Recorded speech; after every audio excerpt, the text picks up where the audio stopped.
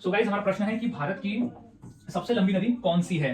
तो इसका सही जवाब हो जाएगा गंगा नदी है। हमारे भारत देश की सबसे लंबी नदी है गंगा नदी। तो अब गंगा नदी को और डिटेल में जान लेते हैं क्योंकि इससे रिलेटेड क्वेश्चन आते हैं। सो गंगा नदी की जो लंबाई है, गंगा नदी की जो टोटल लंबाई है वो है 2525 किलोमीटर की इसकी टोटल लंबाई है। अब इसका जो उद्गम है, वो होता है गंगोत्री से। इसका जो उद्गम है वो गंगोत्री से होता है, जो कि स्थित है उत्तराखंड राज्य में। याद रखना है, कभी राज्य पूछता है, कभी गंगोत्री से इसका उद्गम है उत्तराखंड राज्य में। अब ये गिरती कहां है, तो ये फाइनल गिरती है, तो ये फाइनल जाकर गिरती है बंगाल की खाड़ी में। याद रखना है, ये बंगाल की खाड़ी में जाकर गिरती है। स्टार्ट होती है गंगोत्री से और गिरती है बंगाल की खाड़ी में। अब अगला पॉइंट ये याद रखना है कि जो गंगा नदी है, गंगा नदी को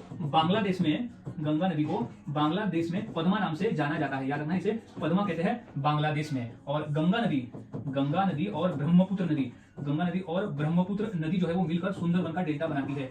गंगा नदी और ब्रह्मपुत्र नदी सुंदरबन का डेल्टा बनाती है, जो कि विश्व का सबसे बड़ा डेल्टा है। तो ये सभी पॉइंट्स को याद में रख लेना है कि क्वेश्चन इसी पॉइंट्स में से आएंगे।